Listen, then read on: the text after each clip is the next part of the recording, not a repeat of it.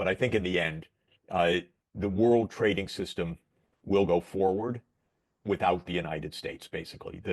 That the uh, end of all of this is U.S. isolation with the rest of the world uh, basically continuing along even the formal rules of the World Trade Organization.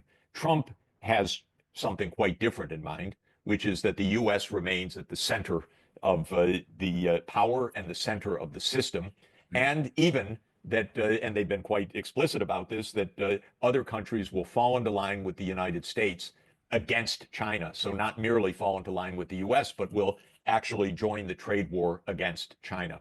No doubt that is a major goal in Washington right now, at least of some of this administration and much of the political scene. There's an overwhelming anti-China vision in Washington, and the idea that other countries will join against China is their hope. The reason I think it's not likely is that if you take a hard look at what real economic power the United States still maintains, it's nowhere close to what Trump believes.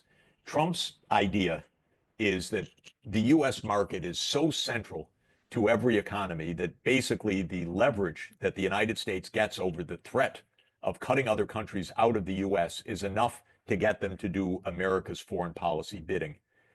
That may have been true 25 years ago. I think it's an anachronistic view today. And the reason is simply the numbers. The US imports are just not big enough for most countries to say that they're going to uh, shift their whole foreign policy and economic orientation because of a U.S. threat. The U.S. as a whole in its imports is roughly 12 or 13% of worldwide imports.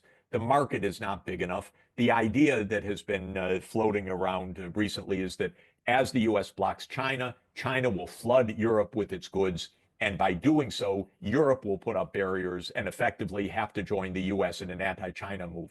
If you look at those numbers, it's actually not the case. China exports right now about $450 billion a year to the United States. It's not so big. By the way, it's come down a lot because there's been 10 years of anti-China policies, even starting with Obama, but during Trump 1 and during Biden. So China's already diversified substantially.